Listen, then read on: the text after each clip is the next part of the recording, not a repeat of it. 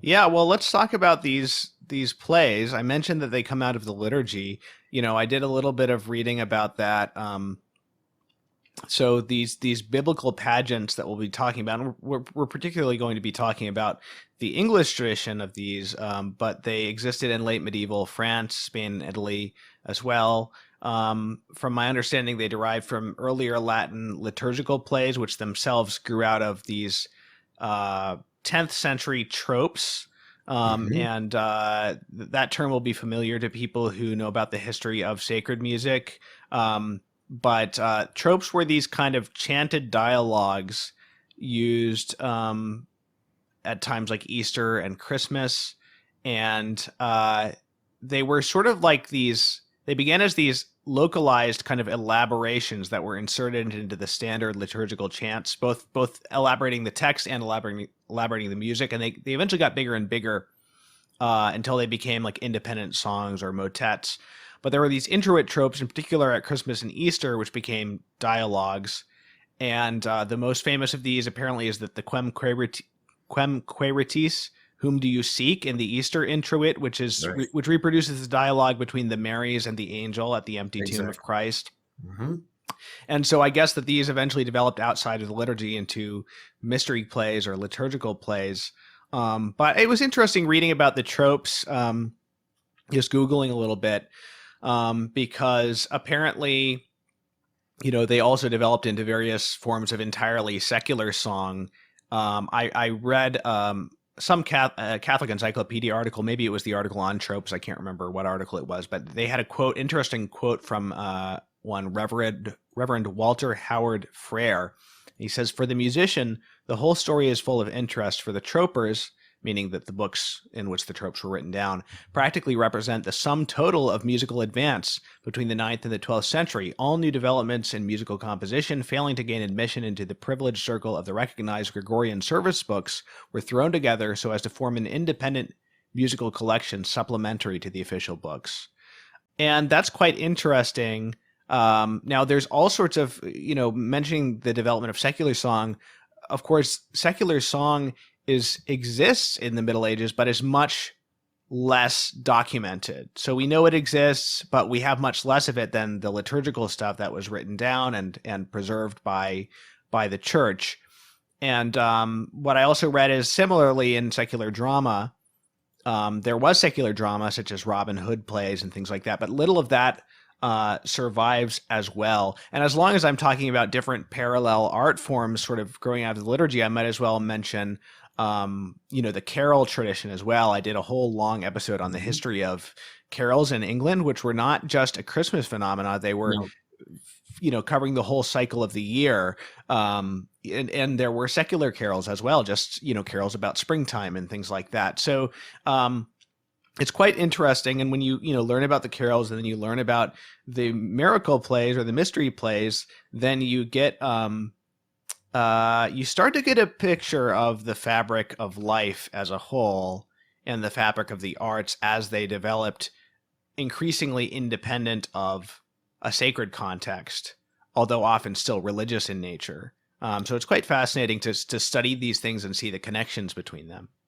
Yeah, I want to say that, well, so much already and everything you've talked about. I want to caution about two kind of narratives that you'll sometimes still encounter in some of the criticism. One is, I think, a more popular that no scholars really, um, you know, abide by today. But the first is that the church hated drama. The church did its best to kill drama, to shut down drama. Now, these are, well, I should say these are half truths, right? In Mm-hmm. that the church did shut down, late antique Roman drama, partly because it had gotten, right, quite frankly, pornographic. It Oh was yeah. really awful by the Right. end of, the decadent days of the Roman Empire, and it needed to be shut down. Well, On the my other theory hand, about the reason that Providence allowed the survival of some of Aristophanes' plays is that we could see that the church fathers were not just being, puritanical grumps. yeah, and drama did exist even in those early days in the sense of saints' lives were acted out. We actually have some texts of those from very early times. Mm. So there was that, and so this did happen. I mean, you're right to see, and I want to come back to the ninth century becomes this new kickoff that starts with the tropes. But I think the other narrative that we have to be careful about, frankly, this was in my Norton Anthology of Literature when I learned these things. And read this section, was this idea that's actually starts more with the Shakespeareans working backwards, sort of trying to sort of work out where did Shakespeare come from. And it's this Mm. kind of, it's this narrative that says all of this started in the church and gradually then it went to the church porch and then it went out into into the cityscape. And so it's this narrative of increasing secularization, Mm. which, right, kind of fits, an Enlightenment modernist, kind of notion of everything is progressing towards a more secular state, right? And in fact, what we know is that, as you said, there's drama out, just as there is song, just as there are carols, there's drama out in the secular space, and they actually happened in parallel with one another and actually interpenetrated one another, which I think we'll get to when we get to the cycle drama.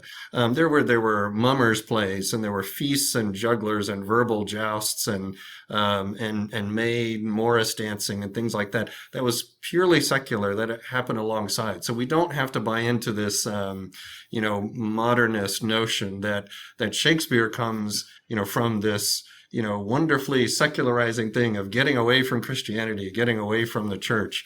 And yeah, again, by the end, I want to sort of show that Shakespeare was deeply affected by this very Eucharistic Catholic cycle drama as much as any secular drama as well. So I think those are important.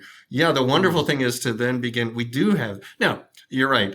You're right also that a lot of the secular stuff gets lost, right? Like a lot of early blues music we will never get back to in the Delta of Mississippi until people started, recording that and scholarly activity started taking interest in folk music, right?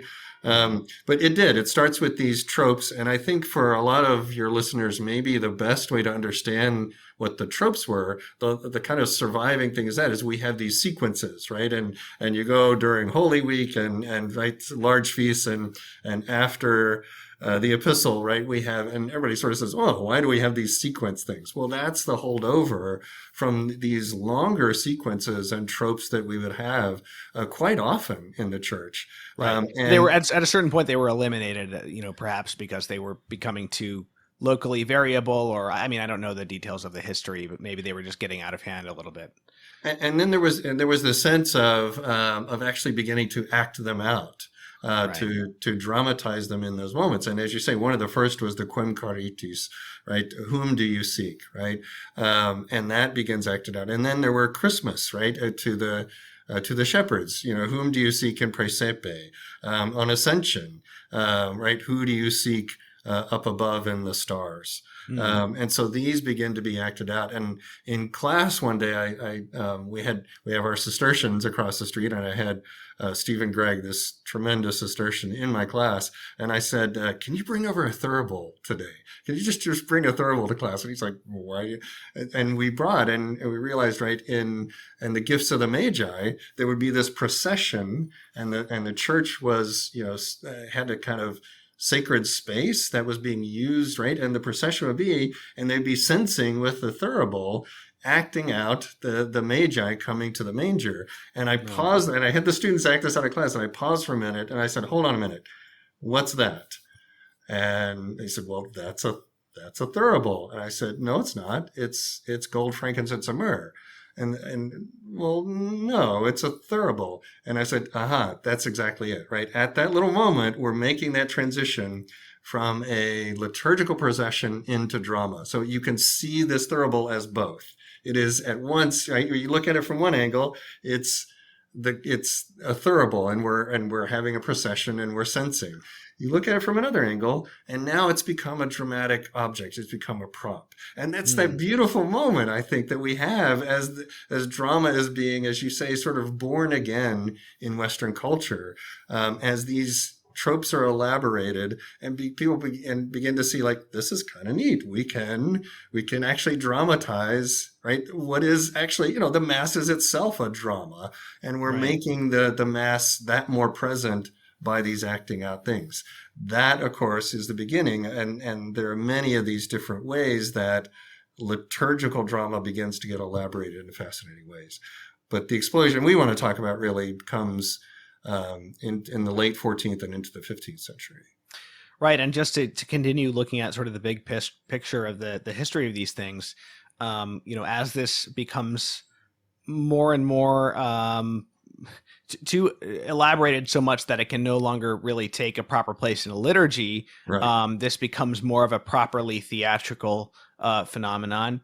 And eventually, Pope Innocent III bans the clergy from acting on a public stage. And so at this point, then you have the guilds taking over these dramas, and we'll talk more about what they did and their role in a bit.